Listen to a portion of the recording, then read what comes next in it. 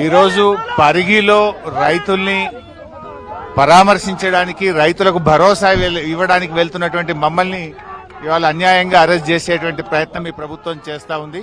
వాస్తవానికి ఇవాళ రేవంత్ రెడ్డి పాలన రాక్షస పాలనగా మారింది. ఇవాళ రాముడెవడో రాక్షసుడెవడో ఇవాళ నిరుద్యోగ యువకులను అడిగితే చెప్తారు. రాముడెవడో రాక్షసుడెవడో లగచెర్ల రైతులను పరిగి రైతులను అడిగితే చెప్తారు. ఇవాళ రేవంత్ పాలన ఒక రాక్షస పాలనగా మారింది. ఎక్కడికక్కడ దళిత గిరిజన భూములు లాక్కోవడము, భూములు కొల్లగొట్టడము, పేదల ఉసురు పోసుకునే ప్రభుత్వంగా మారింది.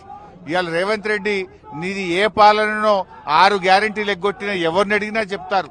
అక్కా చెల్లెళ్లకు 2500 ఎగ్గొట్టిన అక్కా చెల్లెల్ని ఇది నీ పాలన ఏందంటే రాక్షస పాలన అని చెప్తారు. రుణమాఫీ చేయక రైతు భరోసా చేయని రైతుల్ని అడిగితే నీది రాక్షస పాలన అని చెప్తారు. ఇవాళ నీ పాలన పోలీస్ పాలన, నీ పాలన రాక్షస పాలన, నీ పాలన గడీల పాలన, నీ పాలన దుర్మార్గ పాలనగా మారిపోయింది. ఇవాళ కనీసం ప్రజాస్వామ్యం లేకుండా పోయింది. ఈ రాష్ట్రంలో పోలీస్ రాజ్యం నడిపిస్తా ఉన్నావు. ఇవాళ కష్టాల్లో ఉండేటువంటి రైతుల్ని మాట్లాడించడానికి, పలకరించడానికి కూడా పోయేటువంటి విధంగా ఇలా మానవ హక్కులను కాలరాస్తా ఉన్నావు. ప్రజాస్వామ్యాన్ని కూని చేస్తా ఉంది ఇలా రేవంత్ రెడ్డి ప్రభుత్వం. కనీసం మేము మాట్లాడే హక్కు లేదా మాకు? అక్కడ ఆ బాధతో గత కొన్ని వారాలుగా నిరాహార దీక్ష చేస్తున్న రైతులకు పరామర్శించడానికి, భరోసా ఇవ్వడానికి, ఒక ధైర్యం చెప్పడానికి కూడా వెళ్ళలేకుండా నడి రోడ్డు మీద ఇవాళ శాసనసభ్యులను, బీఆర్ఎస్ నాయకులను అరెస్టును తీవ్రంగా ఖండిస్తా ఉన్నాం.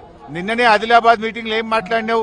మమ్మల్ని ఎవరు తిట్టినా నేను అరెస్ట్ చేస్తలేను, మమ్మల్ని ఎవరు ఏమన్నా అరెస్ట్ చేస్తలేనని నిన్న ఆదిలాబాద్ లో అన్నావు కదా. మరి ఇవాళ మమ్మల్ని ఎందుకు అరెస్ట్ చేస్తా ఉన్నావు? అంటే నీ మాటలకు చేతలకు పొంతన లేదా? నువ్వే చెప్తావు అరెస్ట్ చేయడం లేదని, నువ్వే చెప్తావు ఇవాళ అరెస్ట్ చేస్తున్నావు. మేము ఏం తప్పు చేశామని అరెస్ట్ చేస్తున్నావు? ఆదిలాబాద్ లో ఏం మాట్లాడినావు నిన్న?